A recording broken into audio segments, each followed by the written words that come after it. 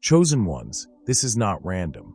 Heaven fought through resistance for you to hear this. You didn't land here because you were bored. You didn't press play because of curiosity or coincidence. This moment exists because there were unseen forces pushing against it. And yet, despite that resistance, this message reached you. That alone should tell you something important. God is actively involved in your timing right now. There are moments in life when attention is neutral. And then there are moments like this, when attention becomes decisive. This is one of those intersections where heaven meets your awareness, where direction is quietly being set even before you fully realize it. Understand this clearly. The enemy does not invest energy in empty ground. Resistance only gathers around what carries value. Pressure only increases near what threatens darkness. Opposition intensifies when proximity to breakthrough becomes real. If nothing significant were ahead of you, there would be no reason for interference, distraction, or heaviness. Yet look at what has surrounded you lately.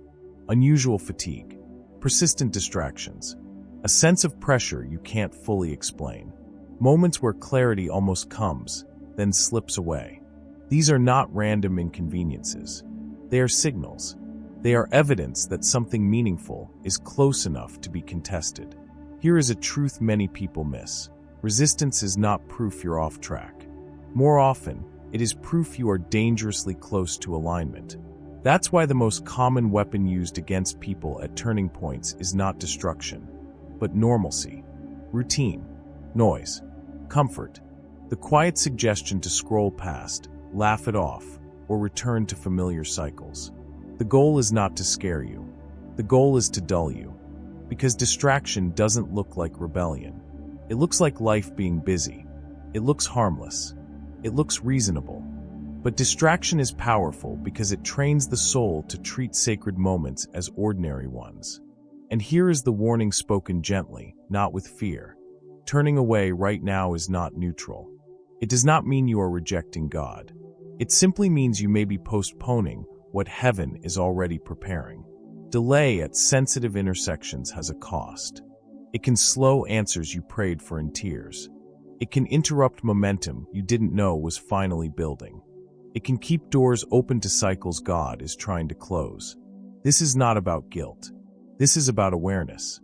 Some doors only open when you are present enough to recognize them. Some seasons do not repeat because they were never meant to. They exist to move you forward, not to circle you back into comfort. And the enemy understands this. He does not need to destroy your destiny if he can simply keep you occupied until the moment passes. He does not need to silence you if he can keep you almost ready, almost aware, almost aligned. That is why this moment matters. Not because you are being threatened, but because you are being invited. Invited to recognize that God has been fighting quietly for your attention. Invited to realize that you have not been abandoned, overlooked, or forgotten. Invited to step out of automatic living and into intentional alignment. The fact that you are hearing this now means heaven has been guarding what was placed inside you. It means traps you never saw were avoided. It means paths that looked harmless, but would have stolen years, were blocked without explanation. You are still here because God has been preserving your assignment, even when you didn't fully understand what that assignment was. So receive this moment with sobriety, not fear. With attentiveness, not pressure. You are standing at a gate that decides direction, not just comfort.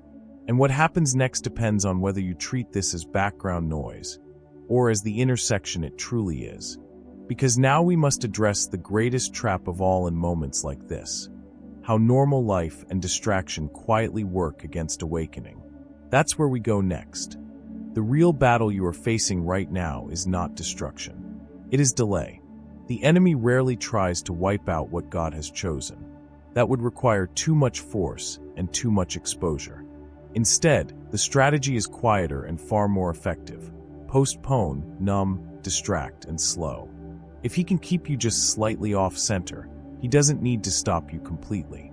This is how many chosen ones get trapped. Not in sin, not in rebellion, but in almost aware, almost ready, almost aligned. Almost ready is one of the most dangerous spiritual positions there is because it feels safe. It feels responsible. It feels like progress. But it quietly delays movement long enough for momentum to fade. And momentum, once interrupted, can take years to rebuild. That is why the weapons being used against you right now feel ordinary. Normal life, busy schedules, endless scrolling, constant noise, emotional heaviness without a clear reason, fatigue that doesn't match your workload. None of these look like attacks, and that is exactly the point. Distraction works best when it feels reasonable, when it convinces you that this moment can wait, that clarity can come later, that alignment is something you'll get to once things slow down. But hear this clearly. Things rarely slow down on their own. They slow down only when something breaks, or when someone wakes up. Numbness is one of the enemy's most effective tools. Not dramatic numbness, but subtle dulling. A loss of urgency. The habit of pushing aside inner nudges with the thought, "I'll deal with that later." Later becomes tomorrow. Tomorrow becomes months. Months become years. And the enemy never had to block the door. He just had to keep you busy standing near it. If you felt lately like life is full but strangely hollow, that is not ingratitude. That is discernment trying to surface. It is the quiet realization that what once fit no longer does. This is one of the clearest signs you are nearing breakthrough. The old cycles no longer satisfy you. Conversations that once felt normal now feel draining. Routines that once felt stable now feel empty. Things you used to tolerate now feel heavy. That discomfort is not confusion. It is outgrowing. But here is where the danger comes in. When people outgrow a season but don't yet step into the next one, there is a vulnerable gap. And that gap is where delay thrives. It whispers, "Just rest here a little longer. Don't rush. You've already come far." Scripture gives a gentle but firm warning for moments like this. Today, if you hear his voice, do not harden your hearts. Notice the word today. Not someday. Not when it's convenient. Not when you feel fully confident. Hardening the heart doesn't always look like rebellion. Sometimes it looks like familiarity with truth without response. Like hearing the same nudges repeatedly and learning how to ignore them without guilt. That is how numbness forms, not through resistance, but through delay. And delay creates vulnerability. The enemy does not need to pull you backward if he can keep you standing still while life moves on. He does not need to confuse you if he can keep you tired. He does not need to frighten you if he can keep you distracted. That is why awareness matters more than effort in this season. If something in your spirit is saying, "This is me," honor that awareness.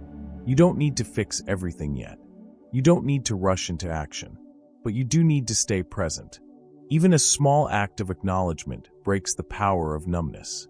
Very gently, without pressure, letting awareness become agreement is enough. Awareness is the first layer of protection. Understand this before we move on. The enemy doesn't need to stop you. He just needs to slow you. And slowing only works when you stop paying attention to what's happening inside you. That brings us to the next layer, because what's unfolding around you is directly connected to what is shifting within you. What you are feeling right now is not collapse. It is not loss of control. It is not you falling apart. Even if at times it feels unfamiliar, heavy, or uncomfortable. What you are experiencing is formation under pressure. And formation often feels like chaos before it feels like clarity. Many chosen ones make the same mistake in seasons like this. They assume that because things feel heavier, more sensitive, or more intense internally, something must be wrong. They label the weight as failure. They label the sensitivity as weakness. They label the restlessness as instability.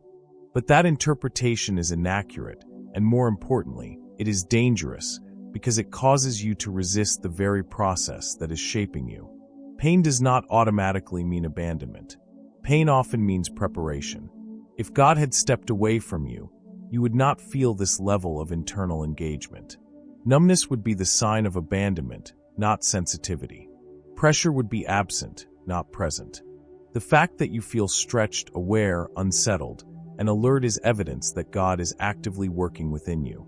Scripture shows us this pattern again and again.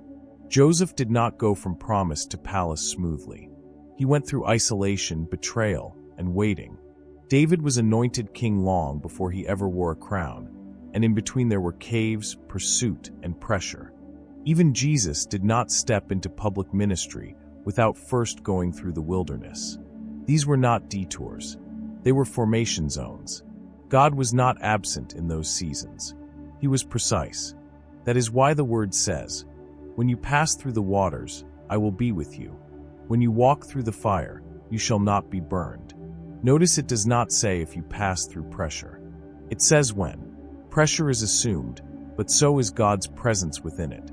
Isaiah 43 verse 2 does not deny the difficulty. It anchors you in the truth that difficulty does not mean you are alone. What many people call breaking is often actually exposure. Shaking does not always mean destruction. Shaking often reveals what is stable and what is not. It brings hidden things to the surface. It exposes attachments, mindsets, and habits that cannot move with you into the next season.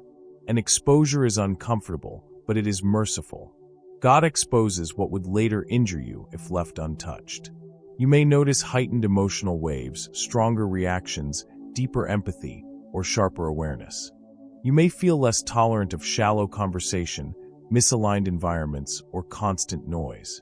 You may crave stillness, honesty, and depth in ways you didn't before. That does not mean you are losing balance. It means your internal compass is recalibrating. You are not out of sync. You are being retuned.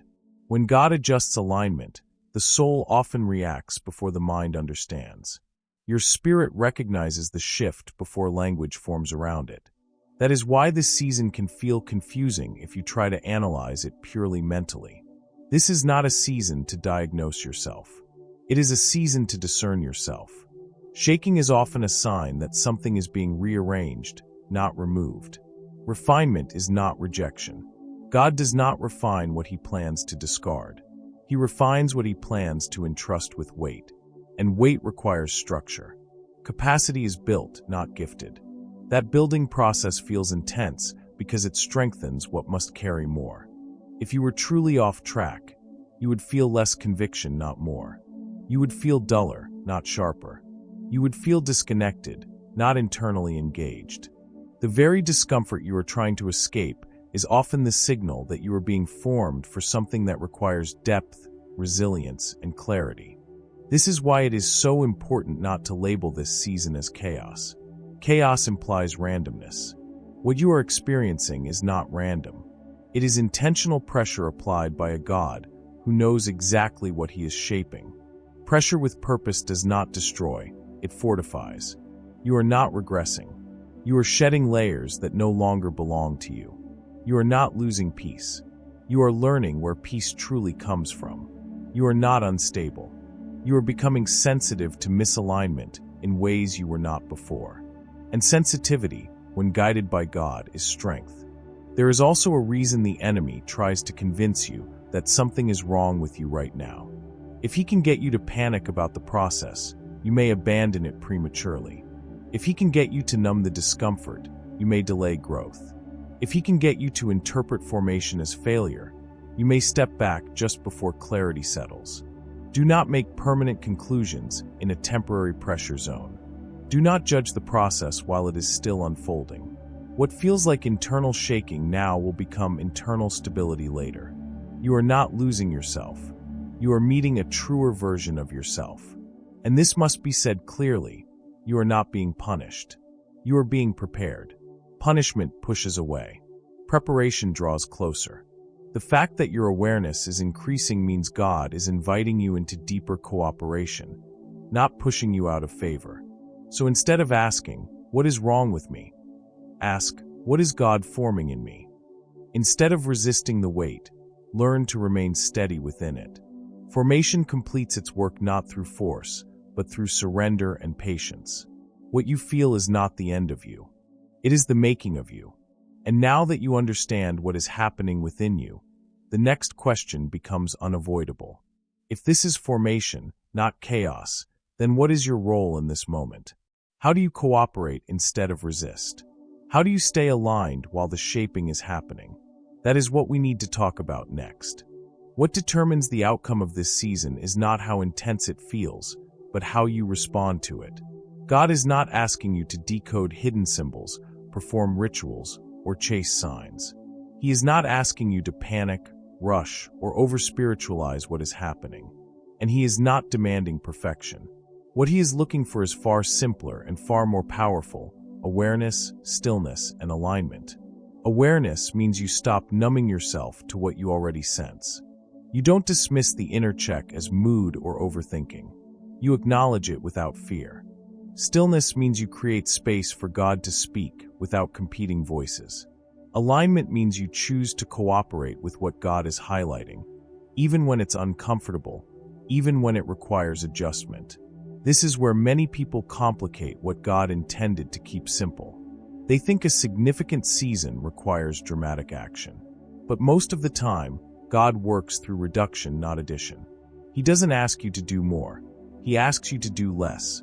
Less noise, less reaction, less emotional impulse, so clarity can surface. Reducing noise is one of the most practical acts of obedience right now. Noise is not only sound. It's information overload, constant scrolling, endless commentary, and conversations that pull you away from discernment. Noise fragments attention, and fragmented attention weakens sensitivity. When you intentionally lower the volume around you, your inner hearing sharpens. Increasing listening does not mean waiting for an audible voice. It means paying attention to repeated nudges, convictions that return, and truths that settle rather than agitate. God's guidance often arrives as steady clarity, not dramatic urgency. When you slow down enough to notice what keeps resurfacing, direction becomes clearer. Honesty with conviction is also essential. Conviction is not condemnation. Condemnation pushes you into shame and paralysis. Conviction invites you into alignment and freedom. When God brings something to the surface, an attachment, a habit, a relationship, a pattern, He does it to heal and realign, not to expose you to judgment. Avoiding conviction prolongs discomfort. Responding to it brings relief. Scripture gives us a grounding principle for seasons like this. Trust in the Lord with all your heart, and do not lean on your own understanding. In all your ways acknowledge Him, and He will make your paths straight. Notice the order. Trust first, understanding later. Straight paths come from surrender, not certainty. Trying to control outcomes will only exhaust you. Control creates tension because it places responsibility on you that was never meant to be carried alone. Alignment, on the other hand, creates protection. When you stay aligned, honest, attentive, and responsive, you find yourself covered even when the future isn't fully visible. Protection does not come from predicting every move or managing every variable. Protection comes from staying where God has positioned you. That position may feel quiet, restrained, or even anticlimactic at times, but it is intentional. God does not rush doors open before the person is ready to walk through them. This is why forcing decisions right now can be counterproductive. Forcing a door doesn't speed up destiny, it bypasses formation. And bypassed formation often leads to avoidable setbacks. Readiness is not about activity, it's about posture. It's about being internally prepared for what external movement will require. You may feel tempted to do something just to relieve the tension. Resist that urge. Tension in this season is not a problem to escape. It is a signal to stay present. Stay anchored. Stay attentive. Let clarity settle instead of chasing relief. The truth is this: you don't need to force the door. You need to be ready when it opens. Readiness looks like a quiet yes. It looks like a willingness to adjust without drama.